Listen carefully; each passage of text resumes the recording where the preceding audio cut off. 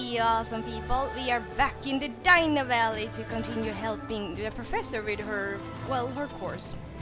Listen now. It's no use, Rose. The only logical conclusion to be drawn is that the ice on the lake is of inferior quality and that we should scrap all our plans for a race. It's probably just all well that we finish all the projects here in the Valley of the Hidden Dinosaur at the same time. Conditions for success. According to my calculations, only 42.2%. So that's it. Nice to meet you, Rose. Maybe we'll see each other again in the future. Why are the cracks in the ice such a problem? Why can't we just adapt the race route by hand? Rose, such ramshackle improvisations will simply not suffice. Either the race follows our planned route or there be no race. Why must everything conform to the plan, you ask? Think about it, Rose. The alternative is that instead of the plan, we would bend and conform to reality. Chaos! Do you see chaos? Chaos. Aha! I've got it! The chaos theory, Rose. Have you ever heard of it? Okay, what about parallel universe then? No? Oh well, never mind. It's really very simple. If I rewrite the plan so that it takes into account fluctuating multi-dimensional parameters, there will of course be an infinity number of optional results. Do you understand? Sure. Alright, let me explain so you understand. If we find a crack, we simply change the route, change the race route away from it, you see? That's simple. That's what you said in the first place. Haha, I hardly think so, Rose. You rambled on about some kind of random improvisation. It's exactly the kind of randomness that has no place in this plan. My plan is exact. Off you go now and look for cracks. Hurry up! And here we go again. I don't know why. Today it doesn't feel like I'm getting the voice of her. Or am I? I actually listened to a video I did before, like around the time we first met the professor, and my voice was not exactly the same, so it has been changing over the time, annoyingly. But yes, that is just how it is. I'm sorry, but that's how it is when you have this big game and this many characters. I probably forget. Like the only one I'm not forgetting the voice of is Mario, and that is because he's the only one who's French. I wish we had more French in the game. It's a lot more fun.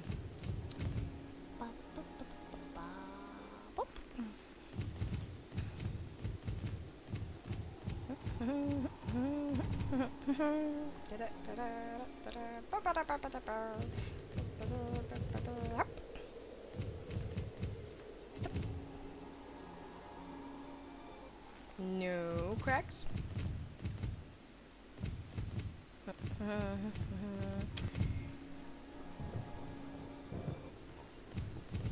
If you're wondering why I'm drinking so much, it's because I am drinking coffee. I needed that, basically. It's really good, and that's why I drink a little more frequent, because it would be sad if I don't drink it and it gets cold and bleh. So, sorry if it annoys you.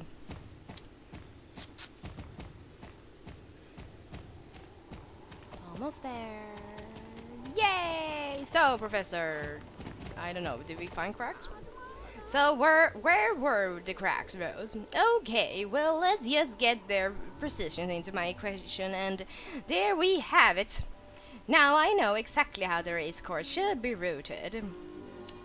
Oh, we got gloves. Great. Here are the finished race limit indication devices, Rose. Set them out at the spots I've marked out along the course. Obviously, you don't need to set up every single flag, just the most crucial ones. Nick said he'll help put the rest of them up later, because I've got another job for you to be getting on with. So yeah, hurry up. We got some gloves. Oh, it's okay. Because of no. Oh, it's not much change. It looks like the one I had on. It just had tiny bit more details on them, but you can't see it because of the dim in here.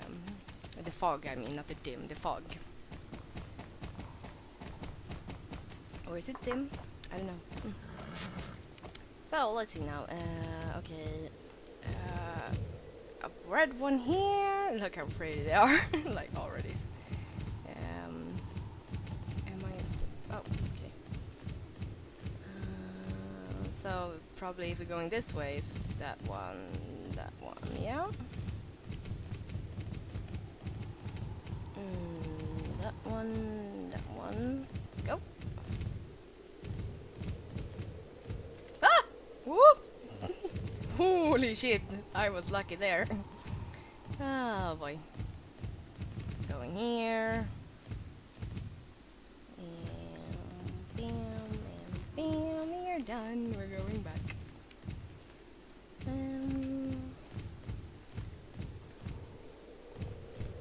If you're wondering why there is like one color of the flag is always on on the right side and why the other one is always on the left side, it has to do because it is something inside of the horse world that if you're show jumping or eventing, the flags pretty much if one of the flags is on the right side, it shows that okay, you're jumping the fence this way, so you won't be surprised. Or, well, so you know which way that you're supposed to jump the fence. Lovely, then we arrived at the next stage of our plan. So yes, as you probably already realized, we arrived at yet another point in our plan which requires you to carry out an inspection of the mailbox. I'll wait here. Okay, mailbox time. Oh, we got a mail! Amazing! Amazing, we got mail. Ah, would you look at that, a letter. This time the probability was incredibly close to 100%, so I've already prepared all we need for the next stage of the plan. How could I have been so sure? Elementary, my dear Rose. I saw the mailman, but something in the box. Why didn't I get the mail myself if I saw it arrive? Rose, we have established a most successful routine when I tell you to collect a post and then you collect it. Why should we try to fix something that isn't broken? That would be quite illogical, I'm sure you'll agree. Fine. This letter is from Berzelius the engineer, a leading biological engineer from the University of Jorvik. I've called in all my favors, and it seems Berzelius the engineer is the result of my efforts. If anybody can help Frank, it's her. Who's going to take care of the race, you ask? What do you mean, take care of the race? Oh, I see. I should have thought of that in my plan. The race was taken care of by a autonomous AE system, but even something as simple as that isn't possible in this valley. Oh well, Berzelius probably needs something to do after she's helped Frank. The engineer has already been available for more than 2.7 hours. Right there and get her, Rose. Make sure she gets her here as quickly as possible. Hurry up. Oh boy, so we're going to travel. Let's go! Coffee's good. So we're getting Berzelius, and Berzelius has quite an interesting dog. You will see. Quite funny, but yeah. I'm thinking about. I think we're going to getting quite close to the ending of all the quests we can do here in. Who am I kidding? I just realized something. I'll shut up.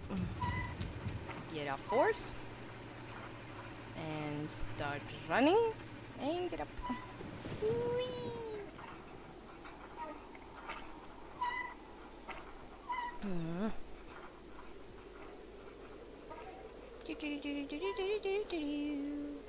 We're coming to get you, Berzelius. I hope you dressed like you're going to, well, Arctic. That is basically where you're going. Whee! It's so pretty up here.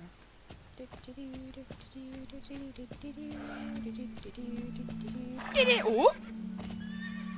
Well, I did not see that coming. I flew. Did I flew? No, I fell. Ah! What the heck? Stop doing that! Must be the lag, the glitching, that is making it even worse. Yeah, probably. Ah! Where the heck? Oh! Here is another old lady. Hello there, I'm Berzelius the engineer, and this is my dog Swedenborg. Okay. I've got no real idea quite why I'm here, but my boss ordered me to make my way here at the first possible opportunity. I've been re-signed, no doubt for all the best reasons, but nobody told me quite why yet. Oh well, I'm sure that my new boss, Professor Einstein, can explain. I hope she's got some exciting task for me. So yes, how are we getting there? You want me to ride with you on your horse? We're going where? Valley of the Hidden Dinosaur? Never heard of it. Sounds exciting though. Come on then, Swedenborg. Jump on the nice horsey. Oh, look at how adorable. Like, oh well, yeah. Let's go. Going back. Like, if I was sitting there, I would be falling off, but that is the magic of this game. They can sit wherever on the horse and it probably wouldn't fall off.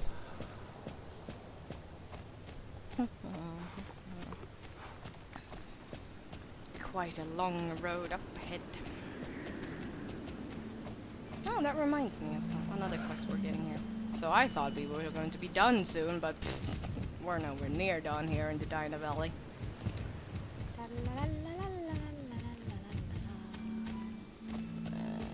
Yeah, let's take the elevator. Getting up. Just kicked her in her stomach, but who cares? Ah, run.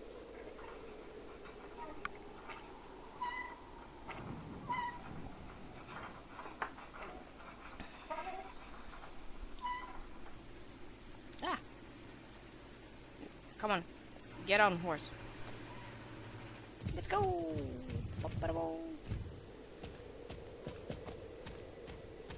As I said, you're probably cold now because you have a skirt.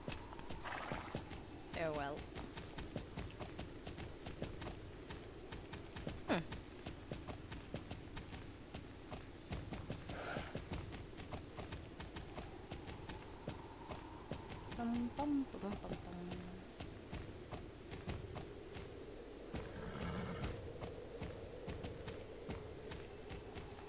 Here we are with the professor.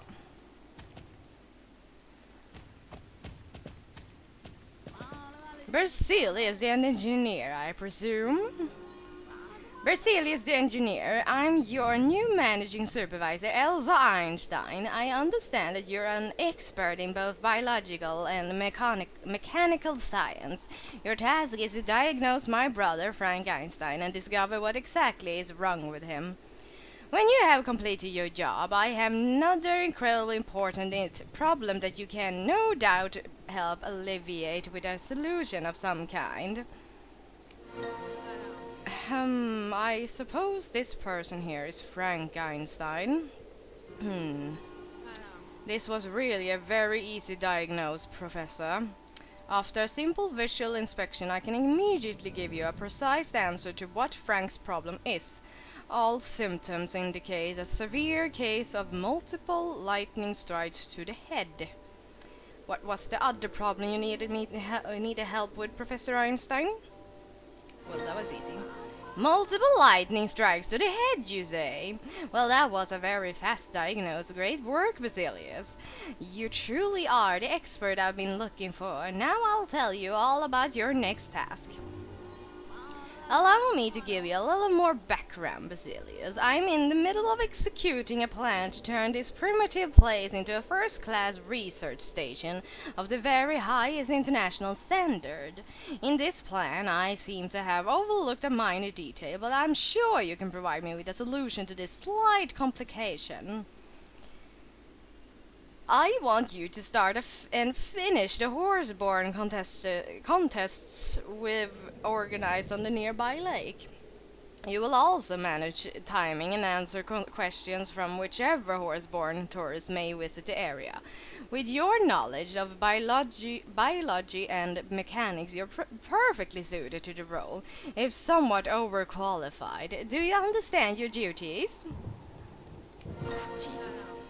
Race leader? I rather think that is a little beneath my potential. A task like this would be so unchallenging that I would worry about how bad it would be for my psyche. It's an order, you say. Are you sure? Well, in that case, Professor Einstein, I'm afraid I have to resign. I need to consider my health above anything else. If I have an alternative solution. A solution that benefits everyone is if my dog, Swedenborg, takes care of this task around the horse races. He's more than qualified for this kind of work. He appreciates the company and loves meeting new people as well. How can a dog take care of such a complex task, you ask? Well, Rose, Swedenborg is no ordinary dog. I made a few genetic adjustments here and there, implanting properties from other organisms to be able to make him into the smartest dog in the world. He'll be able to take care of this without a doubt. How he's changed? Well, he's strong as an ox, as fast as a horse, has the same warm and cozy fur as a sheep, and is stubborn as a mule. You understand the principle, right? Talk to him yourself. His speech center isn't especially well developed, but he understands everything you say to him. I myself am off to talk to Professor Einstein about how I think she should find some more suitable task for a researcher of my caliber. Okay. So, dog, speak. Meh. You explain to Swedenborg what he needs to do and ask him to follow you to the race area. Okay, dog. And he just meowed like a cat. Oh, he did it again. Again.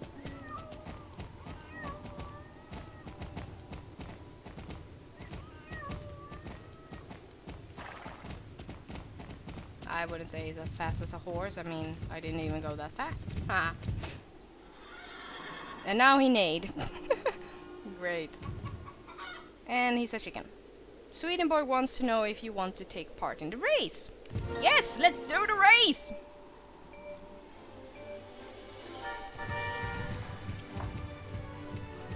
Oh, listen to the music. It's amazing. Whee! Now this race is quite fun, I have to say. Although I tend to forget about it when I level horses, and since it's in the Dino Valley, I pretty much prefer to do it with horses that likes the cold. Otherwise, some of the jumps are quite annoying to do. Oops. But yeah, and we rarely get horses like that.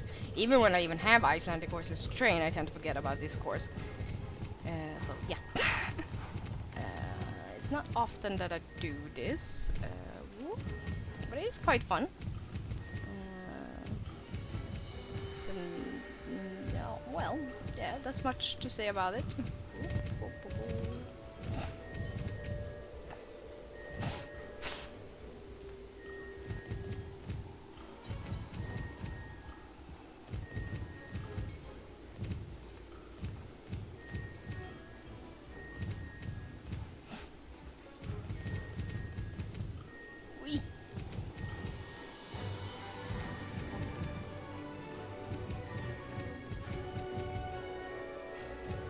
And there we go! Race finished, but I probably will do it now that I have it on this account. And he bought like a Jeep.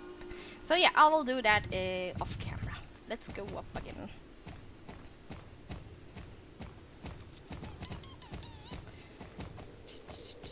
This turned out to be a long episode. What? Professor? Berzelius, the engineer, and I have talked, and we've come up with a solution, Rose. The engineer is to begin a major biological experiment in the near future. She has a theory that through the genetic manipulation of the fir trees growing in the valley, we could accelerate the greenhouse effect locally. She believes that within the 3 months we could have a tropical climate here. Incredible, no? I can picture it now. The lake has turned into a South Sea lagoon. Palm trees instead of fir trees, and a warm breeze instead of biting north wind. Oh, it's simply wonderful. So, enough dreaming. Now we come to the next stop in the plan, the balloon. I don't think it'll be too hard to repair it, but I haven't examined it closely yet, Rose. Examine the balloon and inspect the damage. If we repair the hot air balloon, Rose, we can get out of this dreary valley and fly wherever we want. Maybe the Large Hadron Collider in Geneva.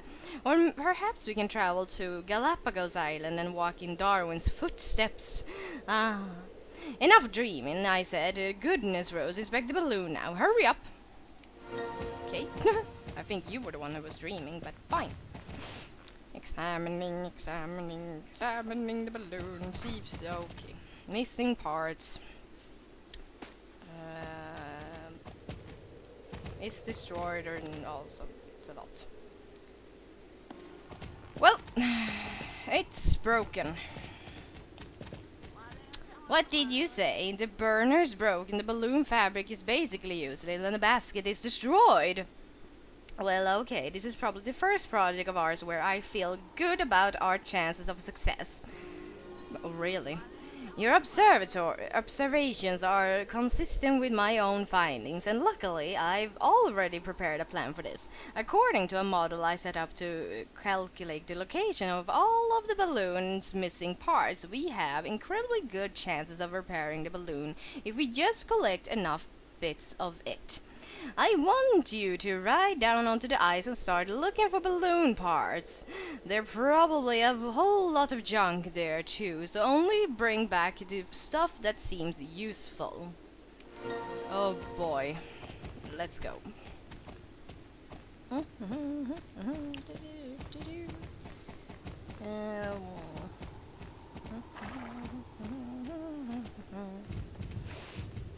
Let's go here first.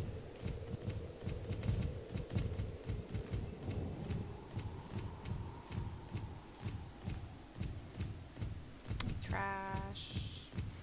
Ah! Something. Ah! Oh, we made it! Whee! Yes, something we can use. Hop.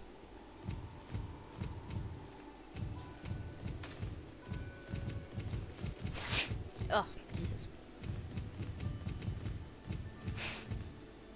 I think I'm gonna sneeze. It feels like I'm gonna sneeze. Oh! Oh, I'm done. Great. Jump.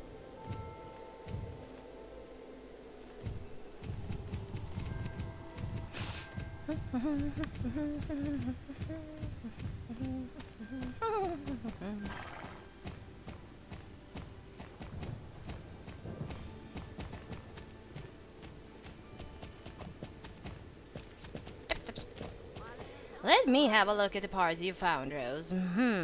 Most of the parts are good enough to use, but there's not enough material here by a long shot. We'll obviously not find any gas for the burner lying around on the ice either, but we'll just have to find another way of getting hold of some, I suppose. Like I said, we need gas for the balloon. Normally I'd be able to get hold of some very easily at my lab, but here we have to make do with more primitive methods. Here a natural gas acquisition device I made. Well, yes, Rose, it is indeed a balloon. Nicely observed. I have deduced that in this awful valley there are a number of geysers, and it should be possible to fill the balloon with gas from them. It should be a simple task as long as you follow my instructions. As everyone knows, geysers are active in a most regular fashion. What you need to do is hold the balloon above the geyser at just the right moment immediately before it starts to spray water. Right in that moment, seconds before the water starts spraying, the concentration of the gas is so high that it should be possible to fill a natural gas acquisition device. Do you understand? Good. Off you go then. Hurry up. Damn, Igor and his... Blech. Always gets me like, what the heck is going on? And I'm like, oh right, him. Oh, okay, I wasn't used to. Oh well, I can. But I'm so. Oh my god, that is so.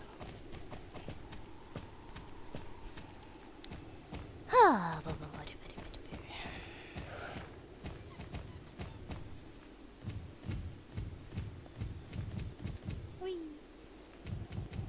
And whoop. Hoppa.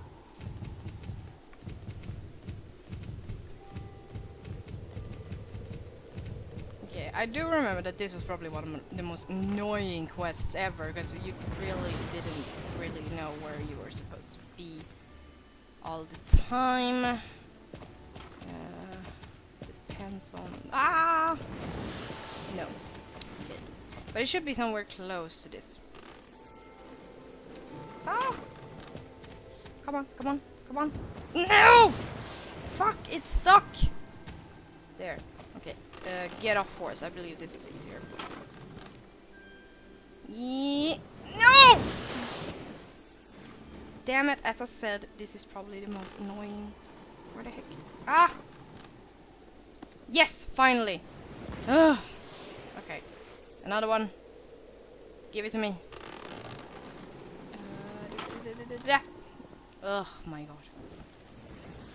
What I think is that I'm going to have to do this as a daily quest, and I'm already dreading it like the plague. Oh boy.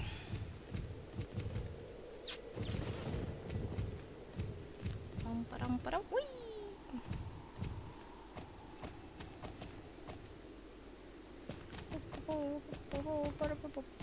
I don't know if this was maybe the faster way, but it's always nice to take different routes so you can see different places of the valley.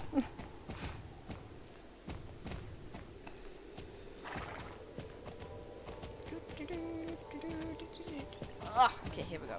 Glory be, this gas probably won't be enough, but it is a start. Oh, come on. In order to have a working balloon, we need to assemble the textiles you've collected into a single spherical object. Well, yes, exactly, Rose. We're going to sew a balloon. Sew together the pieces of fabric you found, and we'll see if we collected enough. Okay. By the way, about that tropical thingy about doing that, I wonder if that actually will happen. If they're like actually going to be... If the Dino Valley won't be the Dino Valley anymore. Like it will be a tropical way. That would just be weird. No, I think Dino Valley will never change that way. Just no. Nope, nope, nope, nope. Don't think so anyway. Okay. There wasn't enough fabric. I guess that's much. We'll just have to collect more, simple as that. A critical component of the balloon is the burner itself, which fills the balloon with hot air. The burner is broken, but there's just one small part missing, and the burner is of course useless without it. It's not possible to say which part exactly is missing. Oh, okay. Am I... okay. Repairing. That didn't work. Nope, didn't work. Now what? The parts were all wrong. Oh, I thought that might happen. The important missing pieces must still be missing out on the ice. The basket that carries you underneath the balloon will also need to be repaired. It would be possible to carry passengers by asking them to hold on to rope dangling from the balloon, but it's not exactly an optimal solution. My view is that since tourists have a tendency to spread rumors about dangers such as this, we should repair the basket in full, even if it takes a little extra time. Take all the twig string and other things you find earlier and try to repair the basket. Hurry up! Hurry, hurry, hurry, hurry, hurry, hurry.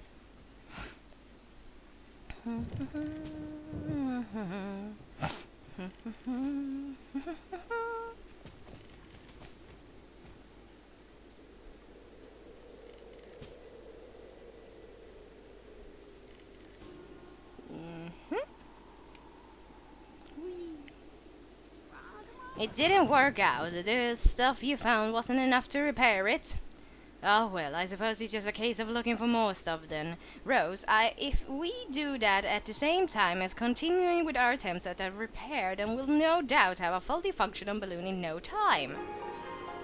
Well... Oh! We leveled up to 16! Oh my god, we're growing so fast. That's amazing. But you know what, people? This turned out to be quite a long episode if I didn't already have cut it into 2 already. We'll see about that.